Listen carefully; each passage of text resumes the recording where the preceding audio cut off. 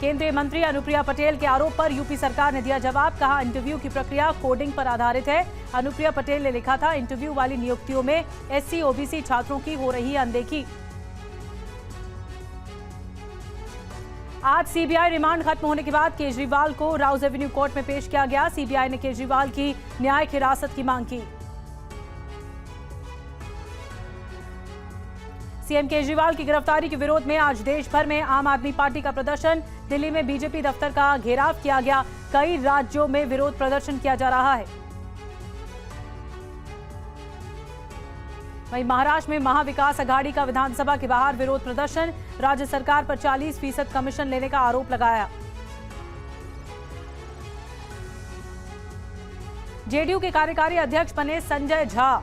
JDU की राष्ट्रीय कार्यकारिणी की बैठक में लिया गया अहम फैसला। नीतीश कुमार ने संजय झा के नाम का ऐलान किया। वहीं दिल्ली में जेडीयू राष्ट्रीय कार्यकारिणी की बैठक। बिहार के लिए स्पेशल पैकेज के प्रस्ताव पर लगी मुहर। सूत्रों से खबर, संजय झा को बनाया जा सकता है कार्यकारी अध्यक्ष। टीवी 9 पर पप्पू यादव के खुलासे पर बोले जेडीयू सांसद कौशलेंद्र कुमार, बिहार का नीतीश पर भरोसा, पप्पू की बातों का कोई मतलब नहीं। पप्पू यादव ने कहा था, 2 अफसर चला रहे बिहार, बीजेपी के प्लांटेड नेता नीतीश के हैं करीबी। आज मुंबई में शुरू हुई बीजेपी कोर कमेटी की बैठक। महाराष्ट्र विधानसभा चुनाव पर चर्चा की खबरें। पुणे में भी 13-14 जुलाई को होगी बैठक।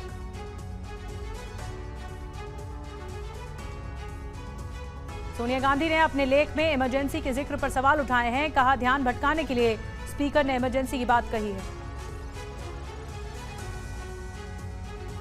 राजकोट में हीरासर एयरपोर्ट पर यात्री मार्ग का छज्जा ढह गया। हादसे के समय नीचे कोई यात्री नहीं था, जिसके चलते बड़ा हादसा टला। लखनऊ में बारिश की वजह से टपकने लगी एयरपोर्ट टर्मिनल 3 की छत। सामने आया पानी टपकने का वीडियो। लद्दाख के दौलत बेग ओल्डी में टैंक अभ्यास के दौरान बड़ा हादसा हो गया। 5 जवानों के शहीद होने की खबरें हैं। हादसे वाली जगह ये सैटेलाइट तस्वीरें सामने आई हैं। रक्षा मंत्री राजनाथ सिंह लद्दाख हादसे पर उन्होंने दुख जताया। कहा, दुख की इस घड़ी में देश पीड़ित परिवारों के साथ मजबूती से खड़ा है। जम्मू के कठुआ में अवैध निर्माण हटवाने गई राजस्व विभाग और पुलिस की टीम पर हमला। डीएसपी सहित कई पुलिसकर्मी घायल। नीट पेपर लीक पर टीवी 9 की खबर का बड़ा असर। कर्नाटक के बेलगांव से पकड़ा गया आरोपी आदित्य देशमुख। मुंबई में काउंसलिंग सेंटर चलाता था Aditya. Latur NEET paper leak में आदित्य के शामिल होने का शक है। गुजरात में नीट पेपर लीक मामले में सीबीआई की 7 जगहों पर छापेमारी। हजारीबाग से पत्रकार गिरफ्तार किया गया है। पत्रकार पर प्रिंसिपल और वाइस प्रिंसिपल को मदद करने का आरोप है। राधा रानी पर दिए विवादित बयान पर पंडित प्रदीप मिश्रा ने माफी मांगी है। राधा रानी मंदिर में नाक रगड़कर माफी मांगी गई है। लखनऊ में नीट पेपर लीक केस को लेकर विधायक बेदी राम पर एक और केस दर्ज। पहले भी पेपर लीक को लेकर विधायक पर दर्ज हो चुका है केस। वहीं नीट पेपर लीक में हजारीबाग से गिरफ्तार ओएसएस स्कूल के प्रिंसिपल को लाया गया पटना। गिरफ्तार पत्रकार जलालुद्दीन को भी पटना लेकर आई सीबीआई। मेडिकल जांच के बाद विशेष अदालत में किया जाएगा पेश।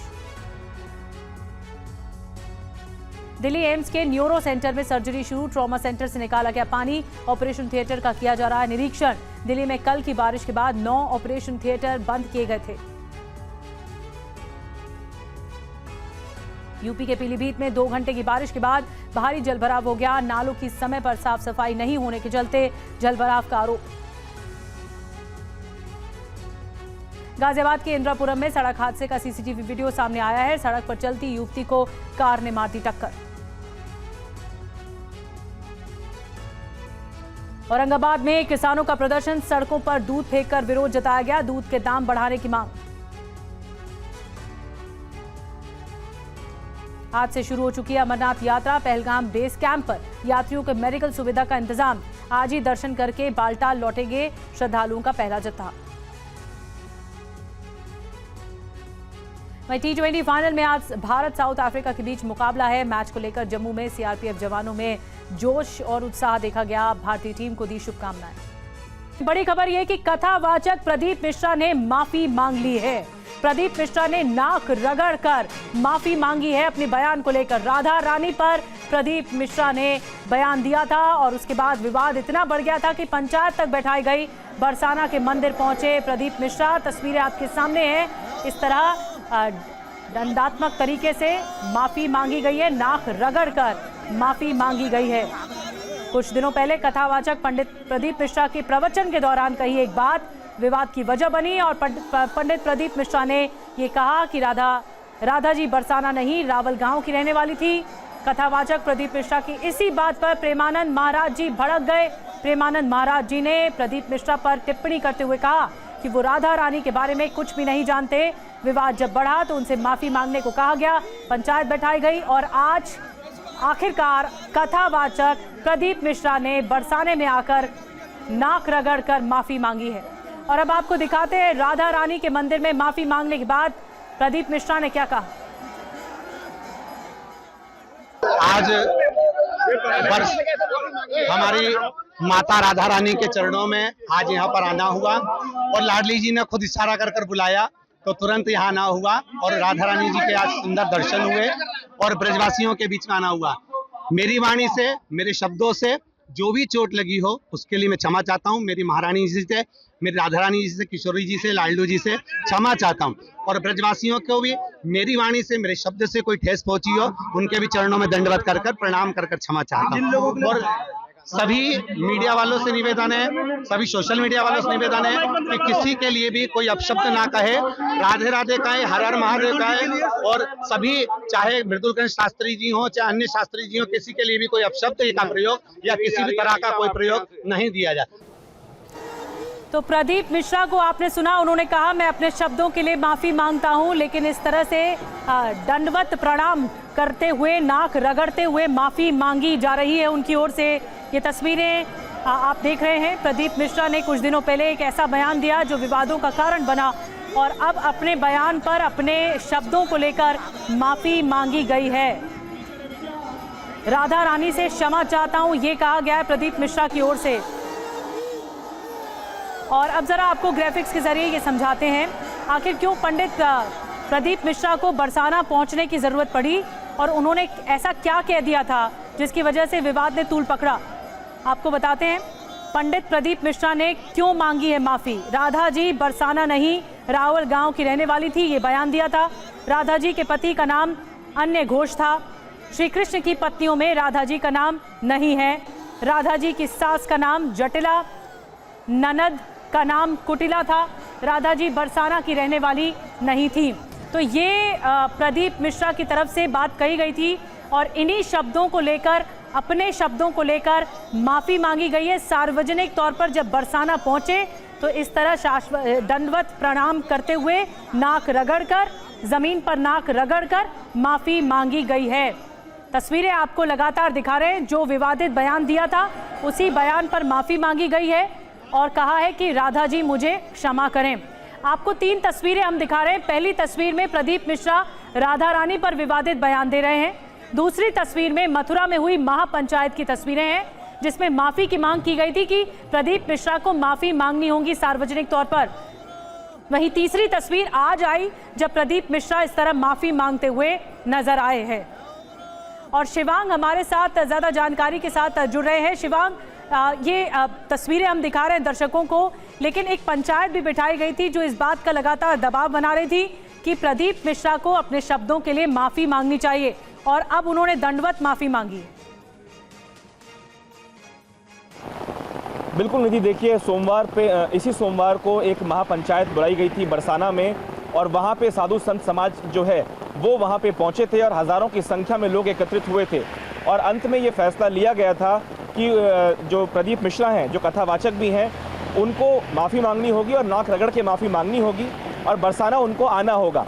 हालांकि प्रदीप मिश्रा ने उस वक्त ये कहा था कि उनकी कथाएं लगी हुई हैं और 3 से 4 महीने वो लगातार बिजी हैं, जिसके चलते वो नहीं आ पाएंगे। बाद में महापंचायत का ये फैसला हुआ, ये ऐलान किया गया मीडिया के अंदर कि अगर प्रदीप मिश्रा माफ़ी नहीं मांगते 1 हफ्ते के अंदर अंदर तो उनको मथुरा, वृंदावन और ब्रिज के पूरे क्षेत्र में एंट्री नहीं मिलेगी। इसके साथ साथ जो आने वाले कुछ महीनों में कुंभ होने वाला है, उस कुंभ के अंदर भी उनको उनका आना जो है वो वर्जित किया जाएगा, उनको एंट्री नहीं दी जाएगी। संत समाज में खास तौर पे जो साधु समाज के लोग हैं, जो मथुरा वृंदावन के लोग हैं, बरसाने के लोग हैं, उनमें बहुत आक्रोश और गुस्सा था।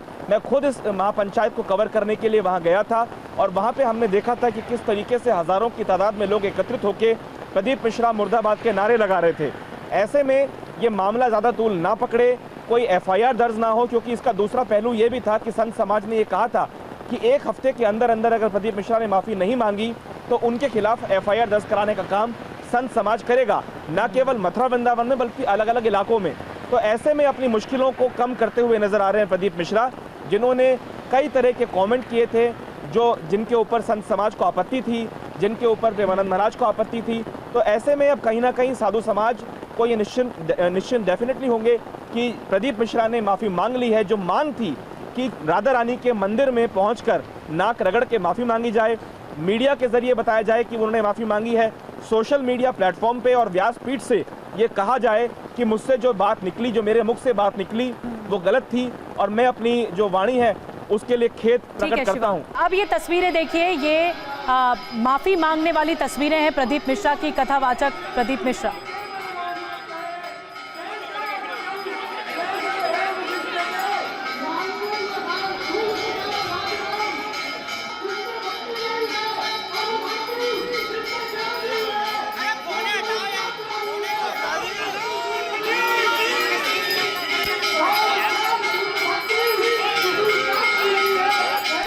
एक तरफ तो आरती जो हो रही है वहां पर राधा रानी के लिए जो आरती हो रही है उस आरती में शामिल हुए हैं प्रदीप मिश्रा। माफ़ी मांगने के बाद आरती में शामिल हुए, ये तस्वीरें आपको दिखा रहे हैं। और जो दूसरी तस्वीर है उसमें आप देख रहे हैं साष्टांग दंडवत प्रणाम करके धरती पर नाक रगड़ कर माफ़ी मांगी जा रही है कथावाचक प्रदीप मिश्रा की तरफ से। जो उन्होंने बयान दिया वो इतना ज़्यादा तूल पकड़ा। कुछ बोल रहे हैं। राधा रानी का दर्शन किया, बरसाने की पवित्र भूमि को प्रणाम किया, नमन किया और महारानी जी से माफी मांगी कि हमारे शब्द से कोई त्रुटि हुई हो तो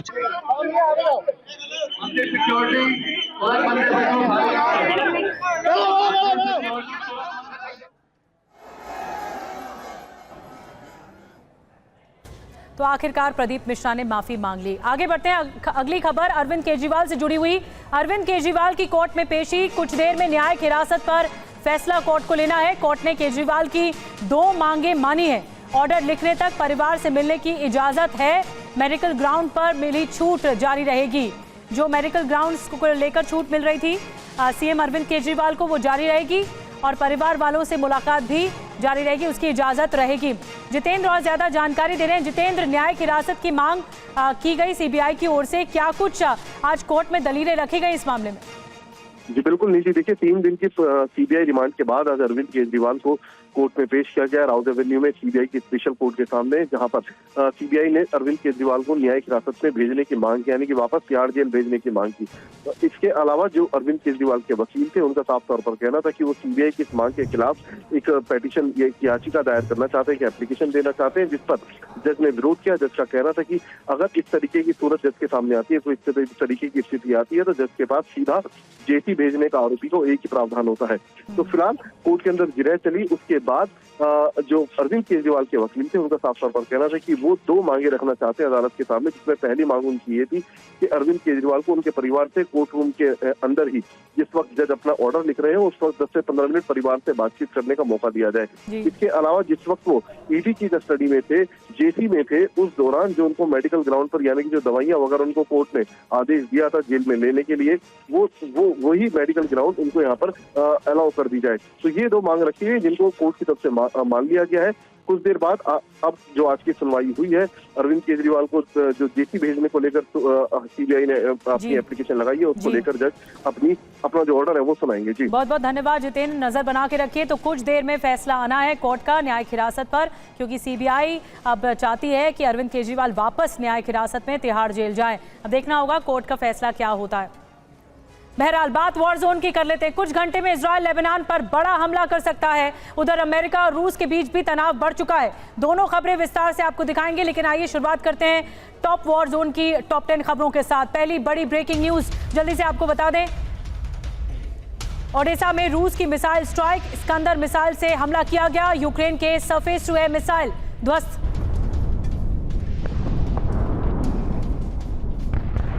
दूसरी ब्रेकिंग न्यूज आपको बता दें, रूसी सैनिक ने ड्रोन को किया तबाह। शॉटगन से यूक्रेनी ड्रोन को मार गिराया। N5 शॉटगन से ड्रोन को बनाया निशाना।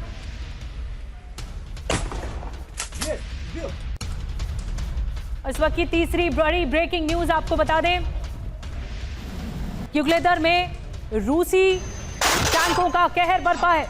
जी हां, युगलेदर में रूसी टैंकों का कहर। T-90 टैंक से यूक्रेनी सेना को नुकसान पहुंचा है।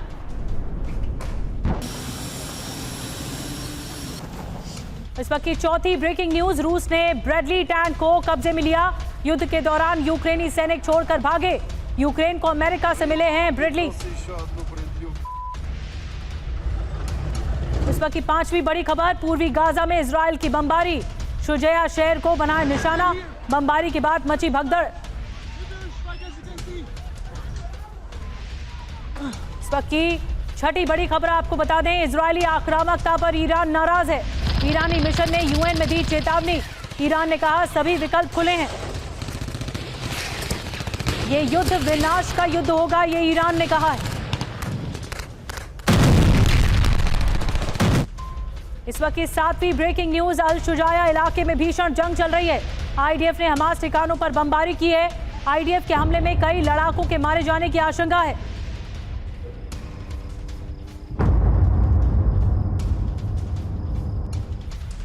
इस वक्त की आठवीं बड़ी खबर, इजराइल के खिलाफ जंग में ईरान की एंट्री।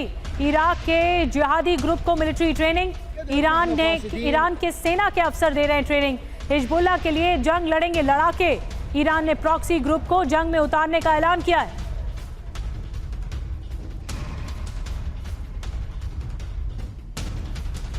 और इस वक्त की नौवीं बड़ी खबर, दक्षिण लेबनान में आईडीएफ की विध्वंसक एयर स्ट्राइक। सोमोर इलाके में किया ताबड़तोड़ ड्रोन अटैक। धमाकों में हिजबुल्लाह का मिलिट्री बेस तबाह हो गया। हमले में मारा गया हिजबुल्लाह कमांडर अली अल दीन। उत्तरी इजराइल में हमलों के लिए था जिम्मेदार।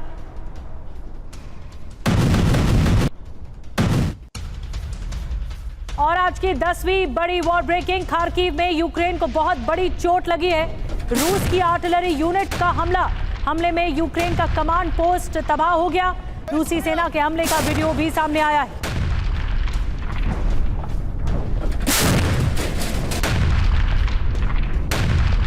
जी हां, एक और युद्ध की आहट सुनाई दे रही है। 48 घंटे अगले बहुत भारी हैं, क्योंकि एक नए युद्ध की तैयारी है। रूस और यूक्रेन के बीच महाविनाशक जंग जारी है। इजराइल और हमास के बीच युद्ध चल रहा है पहले से ही, लेकिन इस बीच जंग का एक और फ्रंट खुलने वाला है। चंद घंटों में इजराइल लेबनान पर भीषण अटैक करने वाला है। युद्ध की आशंका के बीच अमेरिका से लेकर सारे अरब मुल्क अलर्ट पर हैं, एक्टिवेट हो गए। उधर रूस और अमेरिका के बीच अचानक तनाव बढ़ चुका है। अगर हालात ऐसे ही रहे तो बहुत जल्द नेटो भी जंग में कूद सकता है। बड़ी खबर आपको बता दें, लेबनान से जंग की आशंका के बीच आईडीएफ की ड्रिल चल रही है। आईडीएफ के रिजर्व बलों ने युद्धाभ्यास किया। आईडीएफ की हिजबुल्लाह पर हमले की ड्रिल है ये।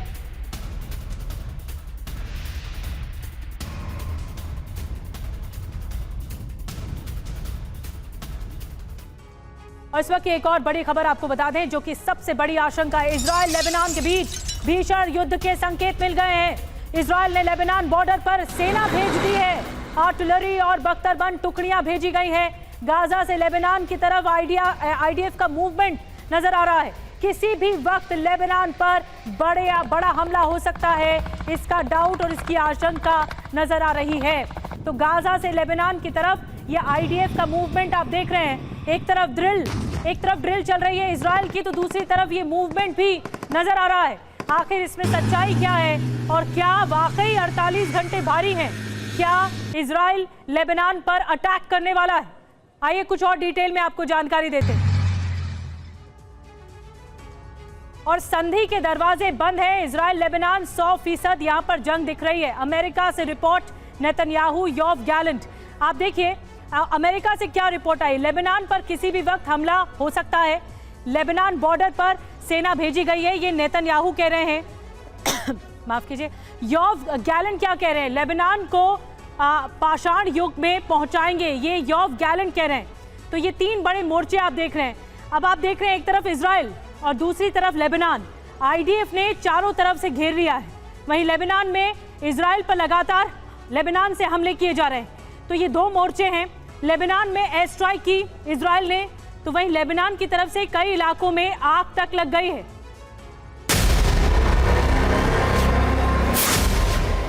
तेल अवीव वर्सेस बैरूत का महासंग्राम आरंभ हो चुका है और ये उसकी 5 तस्वीरें हैं।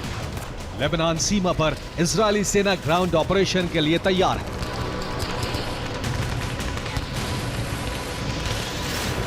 हिज़्ब की एलीट रादवान फोर्स भी युद्ध के लिए तैयार है।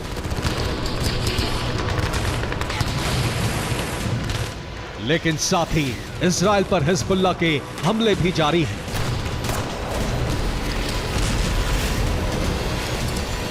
हूती ने इजरायली पोर्ट पर पहली बार सटीक हमले किए हैं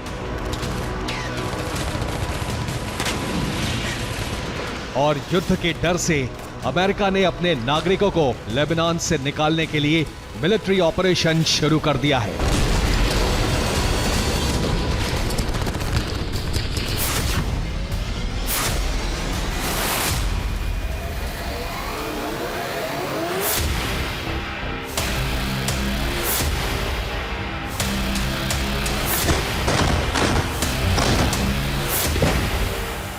अगले 72 घंटे अरब के भविष्य पर खतरा बनकर मंडरा रहे हैं, क्योंकि इजराइल ने हिजबुल्लाह के साथ ऑल आउट वॉर के फैसले पर मोहर लगा दी है।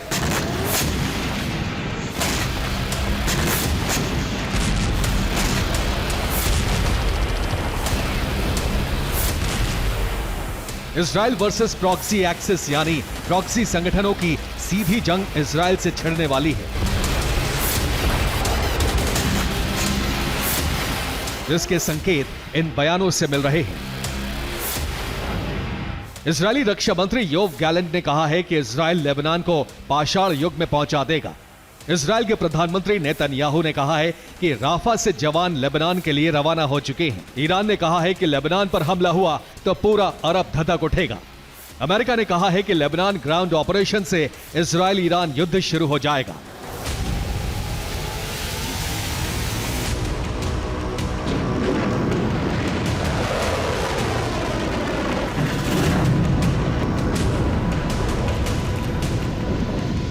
युद्ध तो शुरू हो चुका है, बस इसको भड़काने से बचाने के लिए अमेरिका ताकत झोंक रहा है।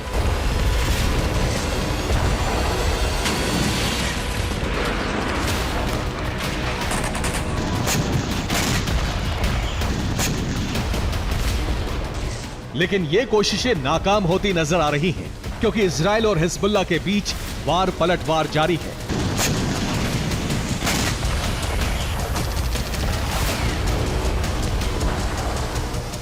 इजरायली वायुसेना ने दक्षिणी लेबनान पर बमबारी की। इस हमले में एत्रोन शहर में हिज़्ब के कई ठिकाने नष्ट करने का दावा किया गया है।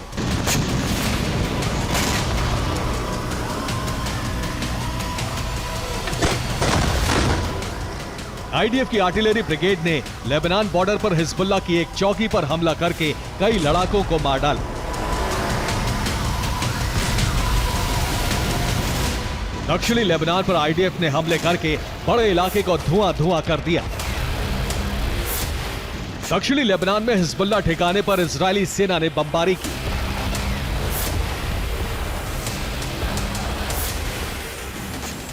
इस हमले में हिजबुल्लाह के कई ड्रोन ऑपरेटर मारे गए। बीते कई दिन से हिजबुल्लाह और इजरायल के बीच बमबारी जारी है। 27-28 जून को हिजबुल्लाह ने भी इजरायल पर कई बड़े हमले किए हैं।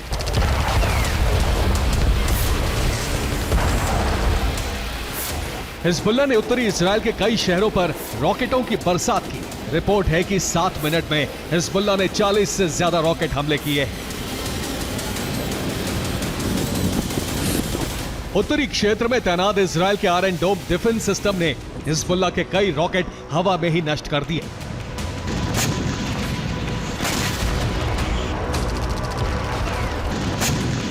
हिजबुल्लाह ने वीडियो जारी करके कहा है कि 27-28 जून को इजरायल की कई सैन्य चौकियां ध्वस्त कर दी गईं।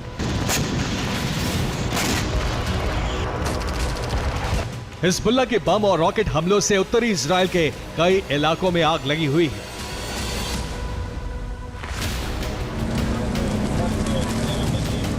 ये तस्वीरें उत्तरी इजराइल से आई हैं, जहां जगह जगह आग लगी है।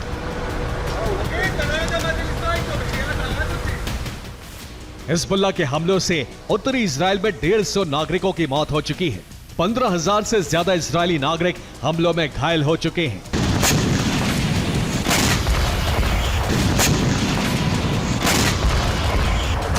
लेबनान से हिजबुल्लाह के हमले हो रहे हैं तो यमन से हूती और इराक से इराक रेजिस्टेंस ने भी इजराइल के खिलाफ मोर्चा खोल दिया है।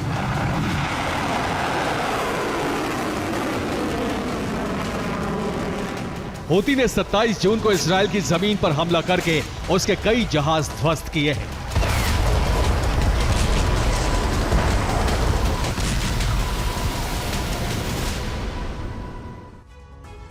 और इस वक्त एक बड़ी खबर आ रही है। देश की बड़ी खबरों में यूपी सरकार ने अनुप्रिया पटेल की चिट्ठी जो उन्होंने लिखी थी, इसका जवाब दिया है यूपी सरकार ने। एससी ओबीसी वर्ग के साथ भेदभाव के आरोपों को खारिज किया है यूपी सरकार ने।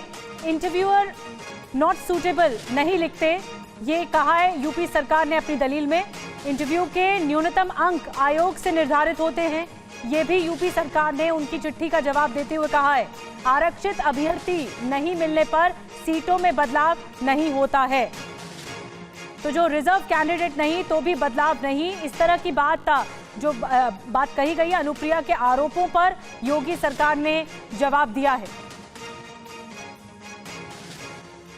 और अब हम आपको वो दोनों खत दिखा रहे हैं। पहला खत वो है जो योगी सरकार को केंद्रीय मंत्री और अपना दल एस की अध्यक्ष अनुप्रिया पटेल ने लिखा था, और दूसरी तरफ वो लेटर है जो योगी सरकार ने जवाब स्वरूप लिखा है।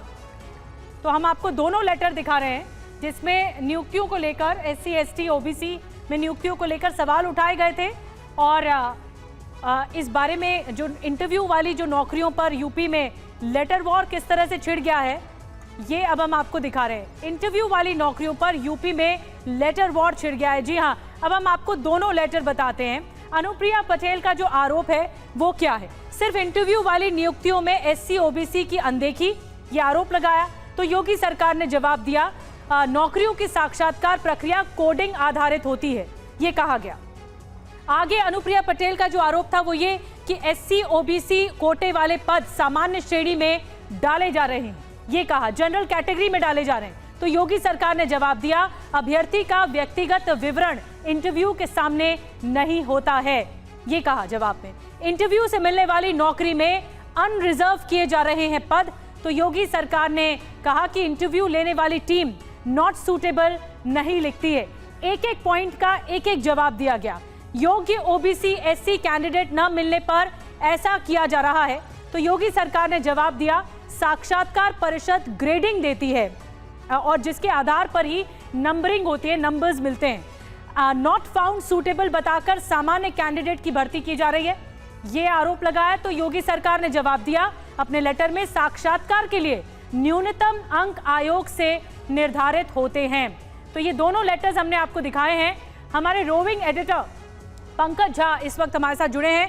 पंकज, ये रार आखिर क्यों देखने को मिल रही है? क्या इस बात की समीक्षा हो रही है कि क्योंकि एक सहयोगी दल है अपना दल एस सरकार में, एनडीए में, उसके बावजूद भी सवाल खड़े किए गए, तो आखिर फिर जवाब भी दिया गया योगी सरकार की तरफ से, लेकिन ये जो रार है, ये जो फाइट है, वो क्यों देखने को मिल रही है?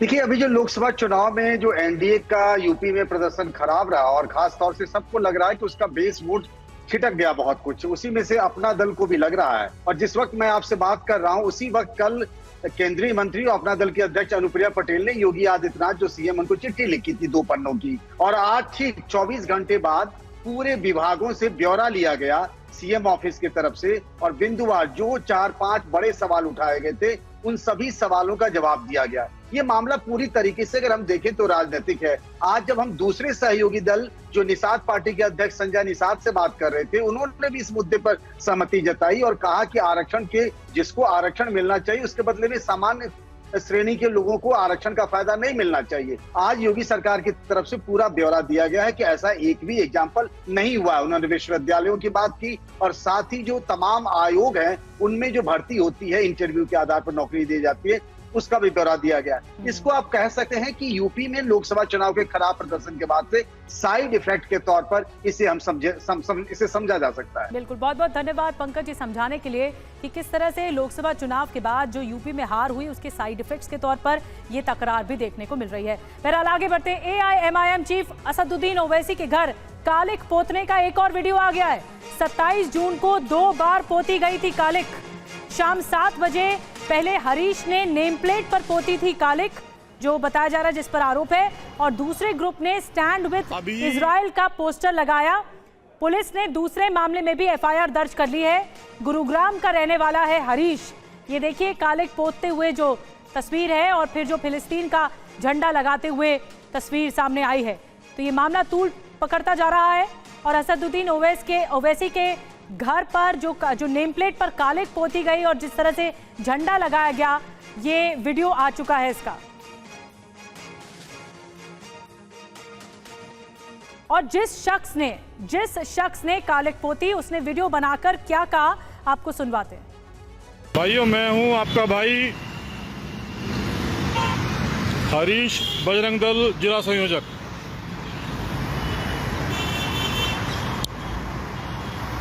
अभी मैं आया था असदुद्दीन ओवैसी के निवास 34 अशोका रोड, और इसका जो नाम है उसके ऊपर ये कालिक मैंने पोत दी है। ये वही असदुद्दीन ओवैसी है जिसने 2 दिन पहले संसद के अंदर फिलिस्तीन जिंदाबाद का नारा लगाया था, जय फिलिस्तीन कहा था। इस वीडियो के माध्यम से मैं इसे यहां आकर ये बताने आया हूं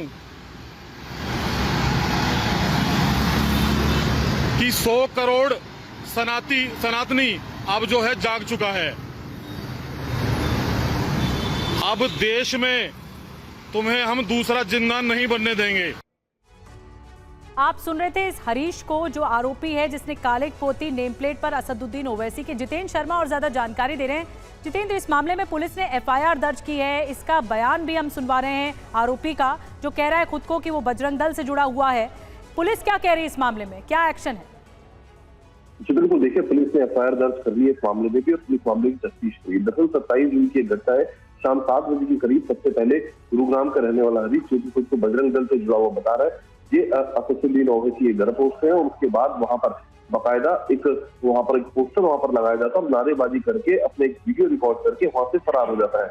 इसके कुछ देर बाद एक अन्य गुट वहां पहुंचता है जो कि स्टैंड विद इजराइल का पोस्टर असदुद्दीन ओवैसी के गेट पर लगाता है, उनके नेम प्लेट के ऊपर कालिक पोतता है और वहां पर जमकर नारेबाजी करता है। उस वक्त हालांकि पुलिस पहुंची थी, पुलिस ने कुछ लोगों को हिरासत में लिया और वहां से जो मामला था उसको पूरी तरीके से शांत किया। अब इसके बाद पुलिस ने दोनों अलग अलग घटनाओं में मुकदमा दर्ज कर लिया है। ये जो मुकदमा दर्ज किया गया, ये दरअसल वायरल वीडियो के आधार पर किया गया है। जो वीडियो हम अभी दिखा रहे थे, ये सोशल मीडिया पर काफी वायरल था, जो कि खुद हरीश की तरफ से डाला गया था। तो उसके बाद पुलिस ने जब ये पुलिस को इस बारे में जानकारी मिली तो पुलिस ने FIR दर्ज कर दिया। तो लिहाजा दोनों अलग अलग मामलों में पुलिस ने 2 अलग अलग FIR दर्ज किया। 2 अलग अलग मामलों पर FIR दर्ज हो गई है, एक तो झंडा लगाने के उस पे और नेम प्लेट पर कालिक पोतने को लेकर।